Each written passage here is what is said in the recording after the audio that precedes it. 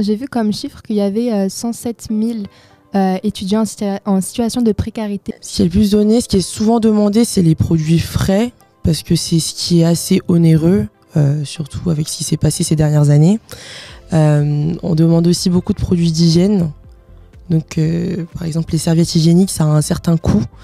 C'est ce qui est souvent demandé aussi. Et tout ce qui est féculent, donc tout ce qui est riz, pâtes, etc., c'est quelque chose dont on a besoin en grande quantité parce que c'est ce qui demande le plus souvent. Par distribution, on aide environ, je dirais, 50-60 étudiants. Et à l'heure actuelle, on est à plus de 1500 étudiants aidés. Du coup, on a beaucoup d'étudiants qui viennent de l'étranger. Et on souhaiterait développer un système de parrainage ou quelque chose comme ça pour venir en aide aux étudiants qui viennent de l'étranger. Parce que pour eux, vu que ça a un certain coût, donc nous, quand on a commencé, on avait 18-19 ans, c'est jeune. Et ça peut nous porter préjudice parfois. Certaines personnes voient ça comme un avantage parce que du coup, on est jeune, on est frais, c'est dynamique. Mais il y en a d'autres qui vont pas nous faire confiance. Et il est là le souci, en fait, c'est que beaucoup de personnes ne font pas confiance à la jeunesse, malheureusement.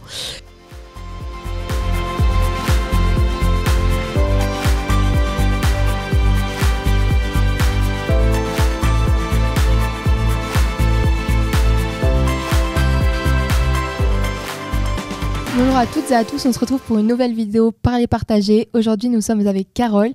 Carole, tu es la vice-présidente de l'association Étudiants. Carole, comment vas-tu ? Ça va super, et toi ? Ça va, merci. Merci d'avoir accepté l'invitation. Alors déjà, dans un premier temps, présente-toi, qui es-tu ? Alors, je m'appelle Carole, j'ai 21 ans, je suis étudiante en droit et j'ai fondé l'association Étudiants pour venir en aide aux étudiants en situation de précarité. Ok, très bien. Et du coup, l'étudiant, est-ce que tu peux nous en parler un peu plus en détail ? Alors, c'est une association qu'on a fondée il y a maintenant 2 ans. On organise des distributions de produits de première nécessité, donc des produits d'hygiène et des produits alimentaires aux étudiants dans le besoin.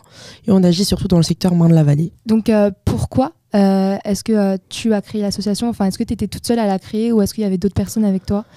Alors, on l'a fondée dans un contexte de crise sanitaire, donc en février 2021. Donc là, le 10 février dernier, c'était nos 2 ans. La précarité étudiante, c'est un sujet dont on parlait peu avant, qui se développe de plus en plus, et fort heureusement. Mais du coup, je voyais autour de moi qu'avec le contexte de Covid-19, ça se dégradait. Et c'est pour ça qu'avec mes amis du lycée, on a décidé de fonder cette association. Et du coup, non, je ne l'ai pas fondée seule. C'est une bande de copains du lycée. Et on a fait ça ensemble. Génial, c'est un beau projet en tout cas, pardon. Merci. Donc comment vous fonctionnez un peu pour justement faire des collectes, tout ça, et pour les redistribuer après ?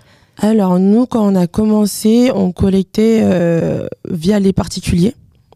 Et on a été beaucoup aidés par la mairie de notre ville, donc la mairie de Noisy-le-Grand.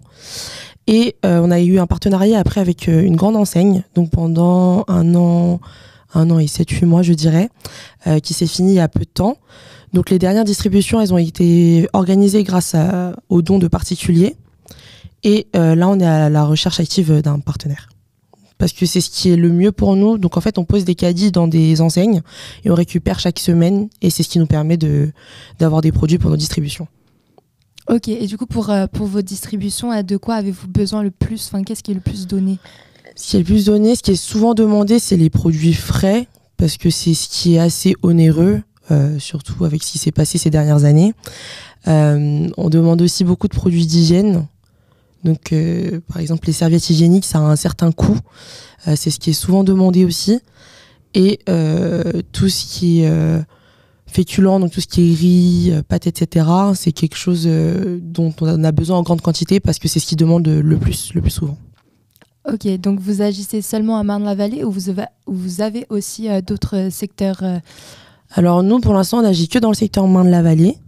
Faut savoir que le secteur Marne-la-Vallée, il y a énormément d'écoles, donc de fac, d'écoles d'ingénieurs, écoles de commerce. Et en fait, c'est parce que nous aussi, on est localisé là-bas, donc c'est plus simple pour nous en termes de déplacement, d'organisation, etc.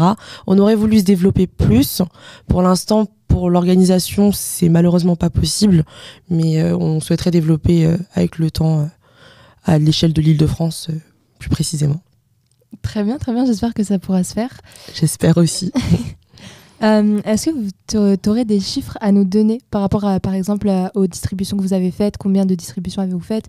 Ou juste combien d'étudiants vous avez pu aider jusqu'à maintenant? Alors nous, en moyenne, donc là, ça fait 2 ans maintenant qu'on a créé cet asso. On fait environ une asso par mois, tous les 2 mois. Dernièrement, les derniers mois, on a dû espacer suite au manque de partenaires, malheureusement. Mais sinon, par distribution, on aide environ, je dirais, 50-60 étudiants. Et à l'heure actuelle, on est à plus de 1500 étudiants aidés. Je dirais, j'ai pas les chiffres sous les yeux, mais je dirais 1600 environ. Et faut savoir qu'il y en a beaucoup qui reviennent. Et en fait, on se connaît tous maintenant, donc c'est ça aussi qui fait un peu l'expérience. C'est le fait qu'on se connaît tous et que c'est hyper convivial et que c'est notre réunion du samedi-dimanche qu'on est tous contents d'y aller. Donc voilà. Pour faire les collectes, est-ce que vous avez vraiment un comité, si je peux dire ça comme ça, ou est-ce que vous avez aussi des bénévoles qui reviennent régulièrement, ou ça change tout le temps? Alors, faut savoir que nous, on a le bureau de base, donc tout ce qui est président, vice-président, trésorier, secrétaire, etc., qui vont gérer tout ce qui est administratif. On a aussi un pôle communication qui est constitué de 4 personnes, donc c'est eux qui s'occupent notamment de la page Instagram. Et on a ensuite un groupe d'une 30aine de bénévoles. Souvent, c'est les mêmes qui reviennent, mais il y en a qui viennent de temps en temps, il y en a qui viennent un peu moins souvent. Et je dirais une 30aine de bénévoles. Ok, c'est déjà pas mal, franchement. Est-ce que vous avez d'autres projets pour 2023? Est-ce que vous souhaitez évoluer d'une quelconque façon? Alors nous, en fait, quand on a mis en place nos distributions, on ne s'attendait pas à avoir autant d'étudiants venant de l'étranger. Donc ça, c'était une surprise pour nous, parce que maintenant, en fait, nous, quand on fait nos formulaires pour les distributions, on pose énormément de questions, type comment vous nous avez connus, pourquoi, qui parlent d'eux aussi, pour que nous, on puisse voir le type de profil face auquel on a affaire, en fait. Et du coup, on a beaucoup d'étudiants qui viennent de l'étranger. Et on souhaiterait développer un système de parrainage ou quelque chose comme ça pour venir en aide aux étudiants qui viennent de l'étranger. Parce que pour eux, vu que ça a un certain coût et que maintenant, l'Île-de-France n'est pas du tout donnée et c'est de pire en pire, on aimerait bien mettre en place un système comme ça et un système de fonds également.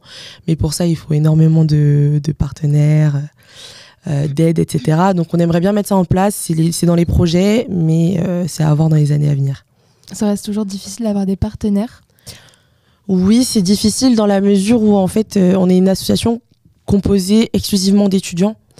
Donc nous, quand on a commencé, on avait 18-19 ans, c'est jeune. Et ça peut nous porter préjudice parfois. Certaines personnes voient ça comme un avantage parce que du coup on est jeune, on est frais, c'est dynamique. Mais il y en a d'autres qui vont pas nous faire confiance. Et il est là le souci, en fait, c'est que beaucoup de personnes ne font pas confiance à la jeunesse, malheureusement. Et du coup, elle est là aussi la difficulté, c'est de trouver des partenaires qui font confiance à des jeunes. Et il faut savoir que nous, il y a beaucoup de lycéens qui nous aident, donc il y a beaucoup de bénévoles qui sont à 16-17 ans. Et forcément, c'est difficile de se faire prendre au sérieux quand on est si jeune.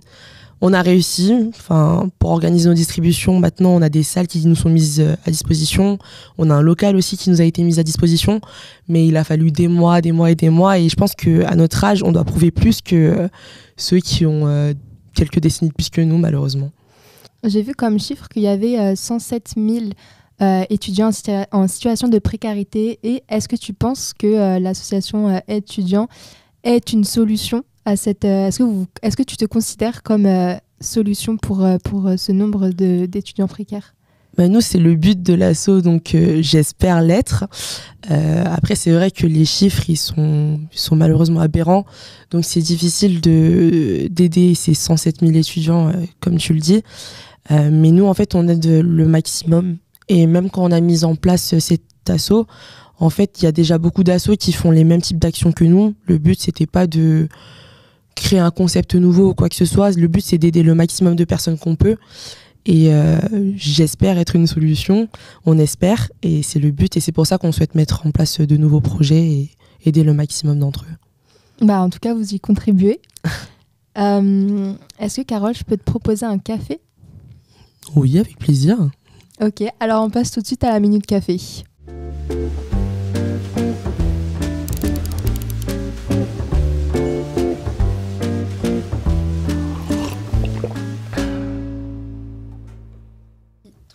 Merci. Donc maintenant, on va passer à la Minute Café. Donc c'est un moment beaucoup plus détente où on va parler de toi et non plus de ton asso. Alors premièrement, est-ce que tu peux nous dire ton livre préféré ? Mon livre préféré... Là, en ce moment, je lis un livre de Virginie Grimaldi. Tu comprendras quand tu seras plus grande. Et je trouve que c'est l'énergie du livre que j'aime beaucoup. Là, je l'ai lu en 2 jours. Il y a 2 jours, je l'ai fini il y a 2 jours. Et ça parle d'une psychologue qui rencontre des événements tragiques dans sa vie. Elle décide de tout plaquer pour retourner vivre à Biarritz, mais sans mettre au courant sa mère. Et elle va travailler dans une maison de retraite où elle est psy pour les retraités, alors qu'elle déteste de base les personnes âgées. Moi, j'adore les personnes âgées, du coup, en fait, l'histoire, je l'aimais beaucoup quand j'ai lu la 4e de couverture. Et c'est un livre qui diffuse beaucoup d'énergie positive et d'ondes positives. C'est pour ça que j'aime beaucoup. Génial. Est-ce que maintenant, tu peux nous dire ta musique préférée ou ton type de musique, ton artiste ? Type de musique, moi, j'écoute beaucoup de rap français. Artiste que j'aime beaucoup, c'est Nekfeu. Ouais. Parce que c'est un package en fait. Il chante, mais c'est de l'art en fait tout ce qu'il fait, même ses derniers albums. Bien que je suis un peu déçue qu'il n'y en ait pas là eu dernièrement, mais Nekfeu j'aime beaucoup, même dans ses paroles. Je l'ai calé dans mon bac de philo. Donc voilà, j'aime beaucoup Nekfeu. Pour les messages il est très engagé aussi dans certaines de ses musiques. Soit on aime, soit on n'aime pas. Et il parle, il y a des chansons d'amour, il y a un peu de tout. Et je trouve ça beau ce qu'il dit, donc j'aime beaucoup Nekfeu. Ouais, il a une plume incroyable. Aussi. Est-ce que maintenant tu peux nous dire une personnalité, là ou les personnalités qui t'inspirent ? Personnalité qui m'inspire. Alexandria Ocasio-Cortez. Donc ça aussi c'est pareil, c'est soit on aime, soit on n'aime pas. Elle a été très polémique par moments, mais je trouve que c'est une femme qui a une image très forte. Déjà, tous les messages qu'elle diffuse, que ce soit en tant que personne de couleur ou en tant que femme, je trouve qu'il en faut plus de personnes comme elle qui s'assument, et elle a fait face aux polémiques, malgré que je ne sois pas toujours d'accord, bien sûr. Je trouve que les messages qu'elle fait passer sont très importants aujourd'hui, et j'aimerais bien aussi avoir cette image-là, donc elle m'inspire beaucoup. Génial. Est-ce que maintenant tu aurais un message à faire passer ou un conseil à nous donner ? Dans le cadre de mon association, du coup. Vraiment un conseil de vie, un message général ? Alors je dirais que quand on a une idée en tête, faut pas avoir peur d'y aller.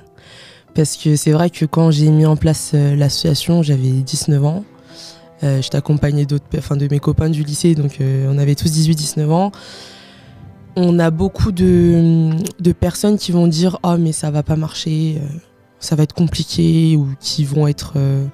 vraiment qui vont nous freiner dans notre démarche. Mais en fait, je suis tellement bornée dans ma personnalité de base que je suis allée au bout des choses. Et aujourd'hui, quand je vois comment ça fonctionne et le nombre d'étudiants qu'on aide, je suis pas peu fière de mes amis et moi-même. Donc je pense que faut foncer, faut pas avoir peur. Et quand on a envie de faire quelque chose, on peut aller jusqu'au bout. Il faut pas écouter ceux qui vont nous envoyer des ondes négatives, on va dire. Génial. Et pour finir sur une note un peu positive, est-ce que tu aurais une anecdote à nous raconter ou une success story, un événement qui t'aurait marqué au sein de ton parcours à l'association ? Alors, récemment j'ai été contactée. En fait, on vit dans une ville, donc Noisy-le-Grand, où le domaine associatif il est très développé. Et donc en fait j'ai été contactée par la maison des assos pour faire des interventions en fait devant des jeunes de 13-14 ans sur l'engagement citoyen. Et en fait, en arrivant le jour de l'intervention, la personne qui organisait ça était mon surveillant de collège, donc il y a 10 ans. Donc il y a eu un choc quand on s'est vus. Mais en fait, il faut savoir qu'il y a 10 ans, il était surveillant dans mon collège et que à l'époque, j'étais pas du tout comme aujourd'hui. J'étais très introvertie, très timide, etc. avec mon sac à dos. Donc je lui parlais à peine. Et il organisait beaucoup d'événements en fait. Par exemple des concerts caritatifs, des événements caritatifs, etc. Et il nous poussait à le faire. Et c'est vrai qu'à l'époque, quand on a 13-14 ans et qu'on est timide, on a peur. Et là, en fait, il me voit 10 ans plus tard en train de faire une intervention sur ma propre asso. C'était le choc quand on s'est vu, quoi, du coup. Mais c'est vrai qu'il y a eu 10 ans qui se sont écoulés depuis. Et lui, pour le coup, il avait déjà 23-24 ans à l'époque. Maintenant, il a 33-34. Mais moi, c'est vrai que je passe de 12-13 ans à 21. Donc il y a eu un petit choc, mais c'est vrai que ça me fait plaisir de voir qu'il y a des événements comme ça dans la vie qui font que nos chemins ils sont recroisés. Et même là, j'ai fait l'intervention devant des jeunes de 13-14 ans et j'aimerais les recroiser pareil dans quelques années parce que quand on est là, on leur parle devant, ils sont encore tout jeunes, ils ne comprennent pas trop et on les voit concentrés dans ce qu'on dit, ça fait plaisir. Voilà. Incroyable. Merci Carole d'avoir accepté l'invitation. Merci d'être venue.